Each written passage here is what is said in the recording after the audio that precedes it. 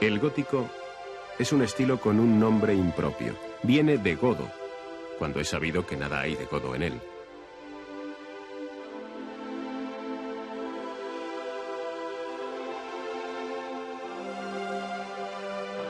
El gótico catalán es, como el castellano, un estilo importado de Francia, que adquiere aquí algunas peculiaridades.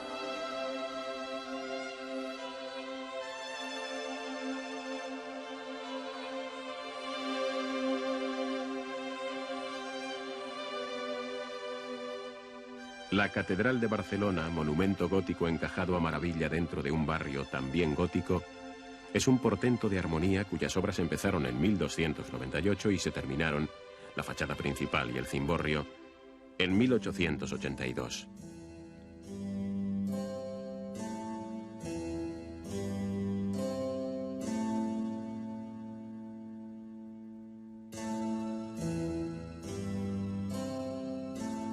De la primera a la última piedra transcurrieron 6 centurias, aunque en honor a la verdad hay que destacar un siglo, el XIV, como fundamental en los trabajos de la Basílica barcelonesa.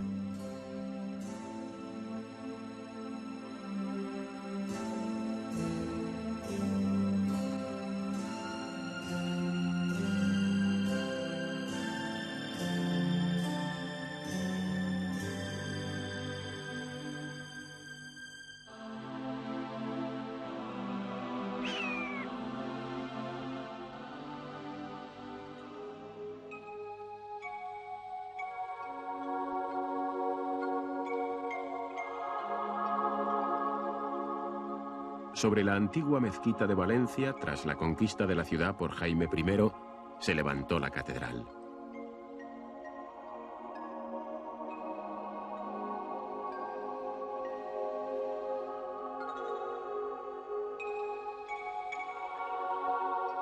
Su primera piedra es un poco anterior a la de Barcelona. La puso en 1262 el obispo Albalat. Con los tiempos la obra fue sucesivamente del románico tardío al gótico, al renacimiento y al barroco.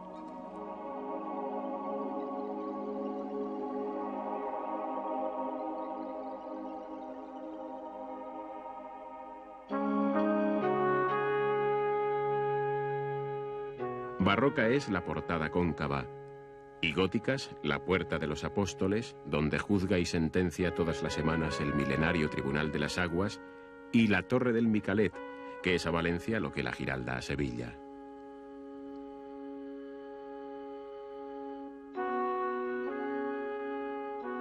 La campana que remata el Micalet, de tanto tocar siglo tras siglo, se ha roto y refundido varias veces, y esto le ha costado perder peso. Ahora no pasa de los 11.000 kilos.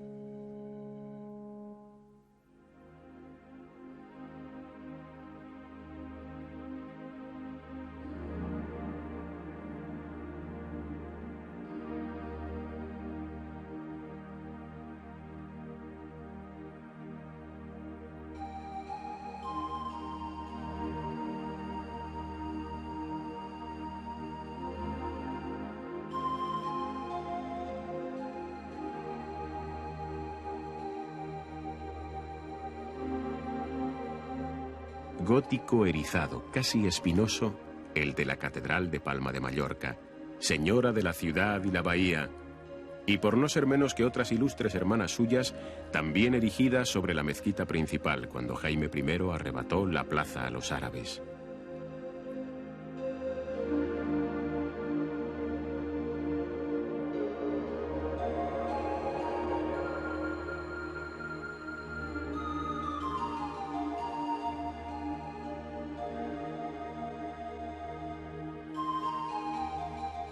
En la gran obra, allá por los siglos XIII y XIV, trabajaron mujeres y esclavos moros, según refieren crónicas de la época.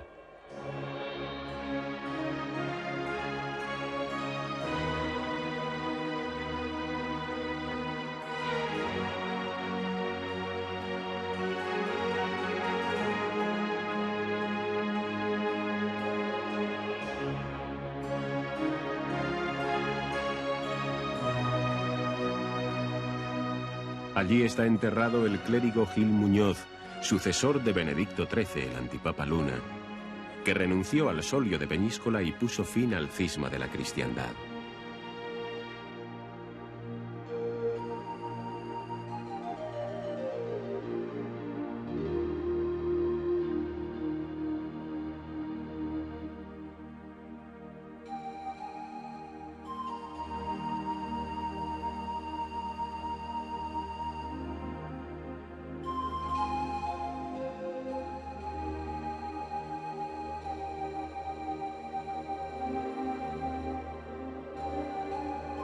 En Murcia, Jaime I el Conquistador volvió a las andadas. Ciudad conquistada, mezquita purificada e iglesia encima. Pero con el correr del tiempo, aquella primera iglesia templaria de Santa María se quedó pequeña. Fue menester derruirla para edificar una catedral que a su vez no dio la talla, de modo que se levantó otra. Esto acaecía ya por 1388. Y de entonces acá la catedral es la que vemos, retocada al gusto de los tiempos cada vez que una avenida del río Segura la dejaba maltrecha.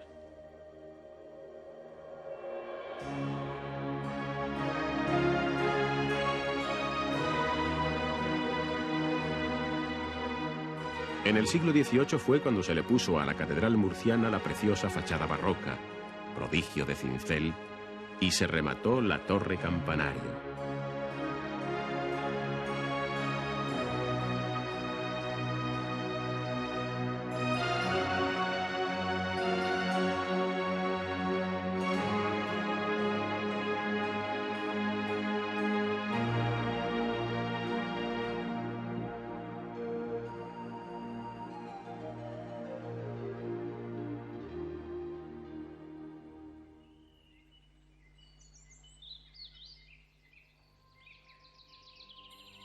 Un salto hasta Extremadura y un vuelo sobre la Catedral de Plasencia, muestra muy principal de las seos extremeñas.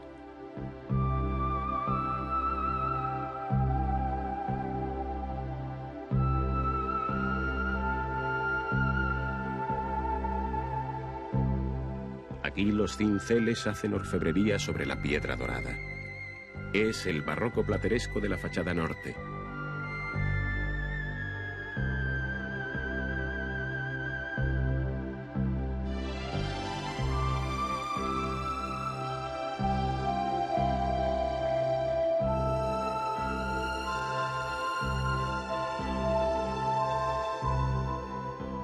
En Plasencia, como en Salamanca, hay dos catedrales fundidas, vieja y nueva.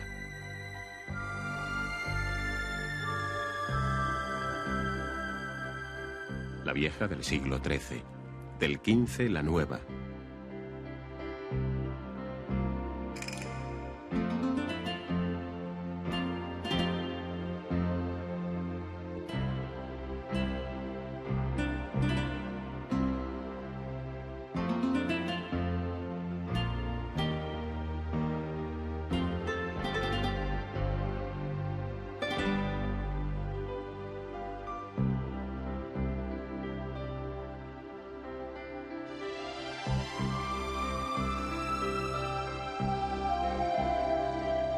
Catedrales ahora de Andalucía.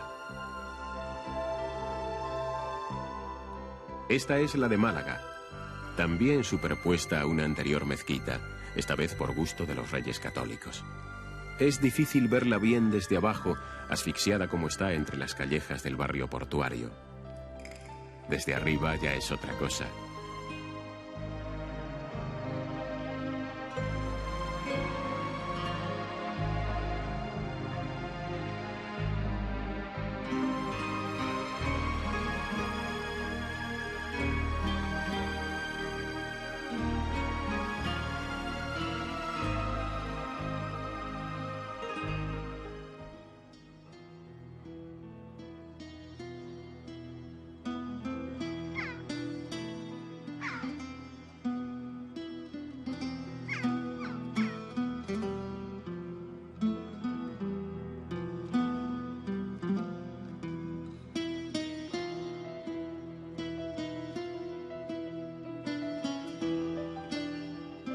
Mejor se ve la de Jaén, maciza y prominente, señora de la amplia vega que Alfonso X el Sabio llamó abondada de todo abondamiento.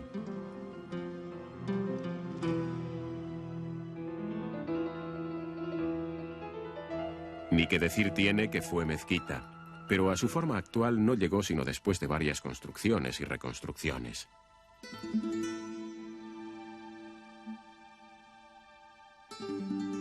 En puertas del año 1700, López de Rojas diseñó la fachada renacentista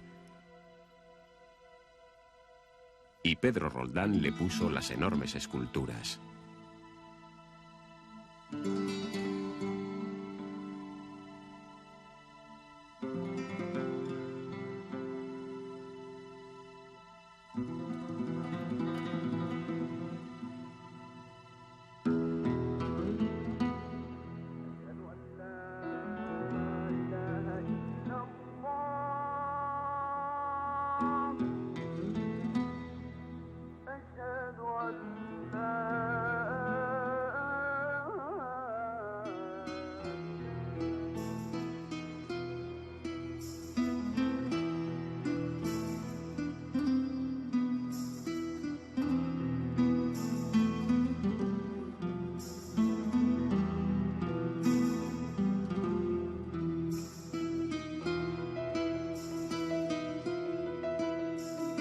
Cuando los reyes católicos conquistaron Granada, culminando 8 siglos de guerra civil entre moros y cristianos españoles, naturalmente instalaron una catedral en la mezquita de la Alhambra.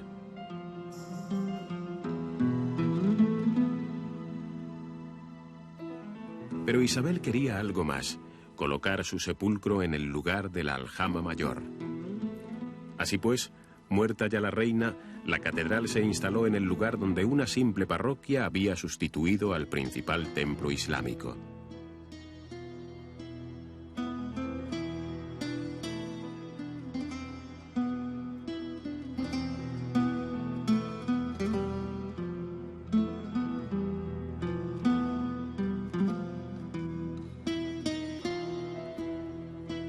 Carlos V emprendió la tarea de cumplir la voluntad de sus abuelos y lo hizo con entusiasmo y sin regateos.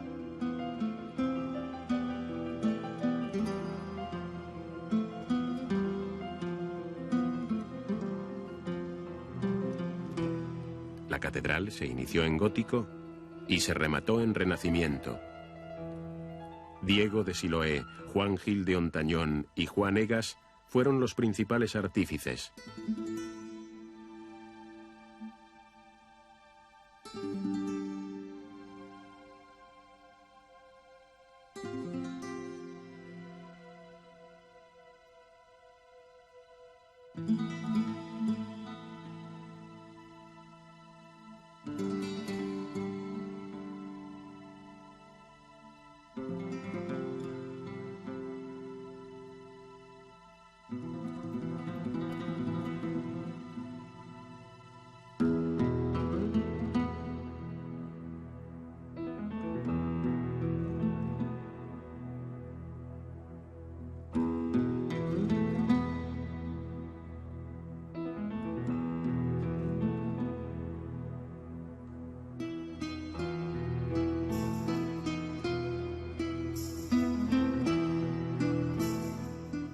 interior, la capilla real acoge el mausoleo de los católicos monarcas Fernando e Isabel, realizado en Génova con mármol de Carrara.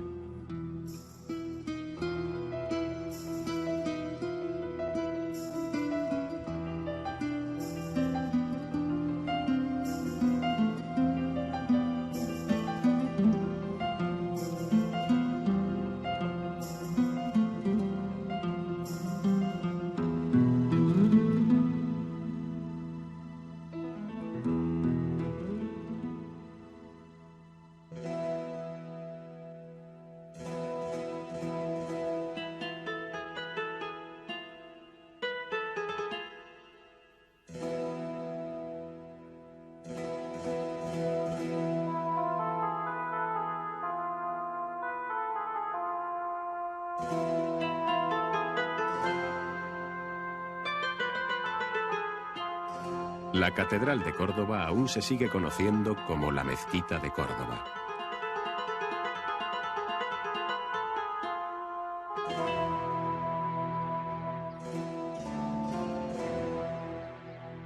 Ocurrió que aquí el buen juicio se impuso y no se destruyó, como en otros casos, un templo califal que fue una de las maravillas de su tiempo.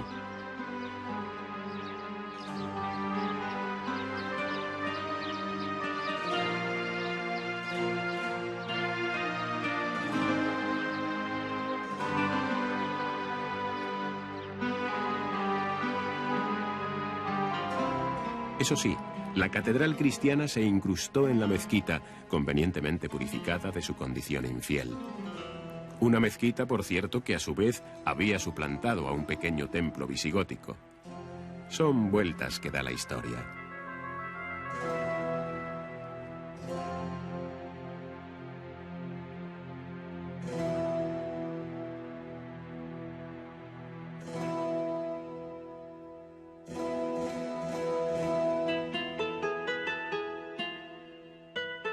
Las puertas de la catedral cordobesa son unas moras y otras cristianas, y algunas tienen de una cosa y otra.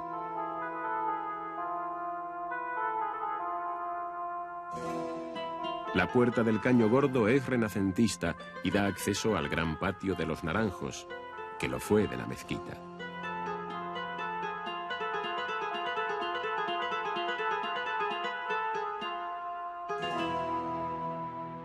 En el puesto del Alminar se alzó la nueva torre cristiana, coronada por un San Rafael de los tantos que la devoción cordobesa ha ido salpicando por la ciudad.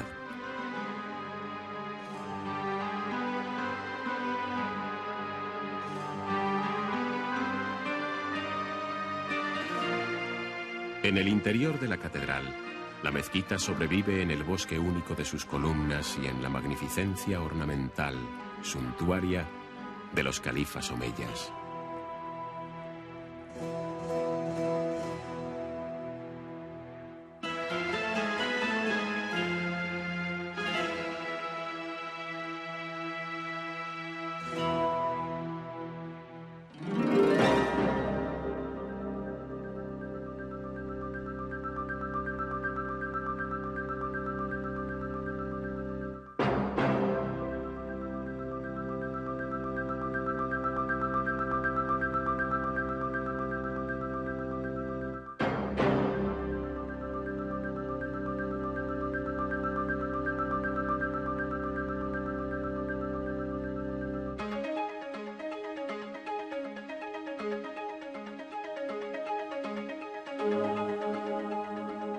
El alminar de la mezquita de Sevilla tuvo mejor suerte.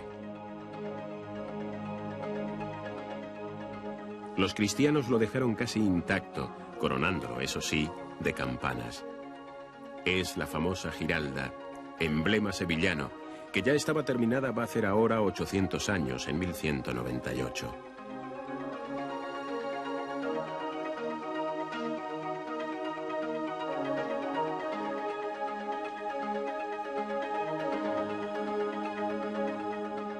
Almanzor había nombrado supervisor de la obra al poeta Abubéker. Bajo su mirada se alzó la mole, adornándose de filigranas de ladrillo, ajaracas y ventanas de ajímez.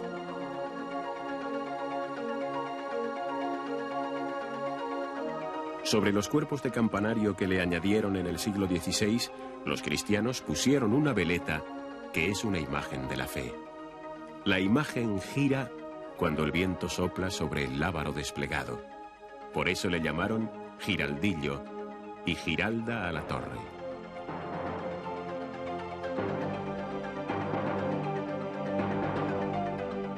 Por entonces ya estaba terminada la gran obra gótica de la catedral, con sus 5 naves y crucero, semejante en la imaginación de cierto cronista a una fantástica galera navegando en un mar cuajado de bateles.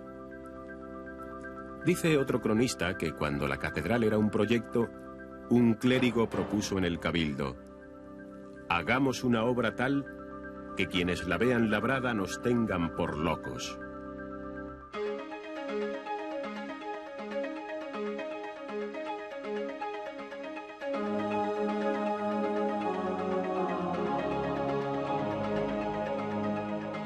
En la Catedral de Sevilla está el cenotafio de Cristóbal Colón y los sepulcros de varios reyes: Alfonso X el Sabio, Pedro I el Cruel. Del conquistador de Sevilla, Fernando III el Santo, los restos, dicen que incorruptos, yacen bajo un epitafio escrito en latín, en árabe, en hebreo y en castellano. Homenaje a la voluntad tolerante e integradora de quien quiso reinar sobre 3 religiones.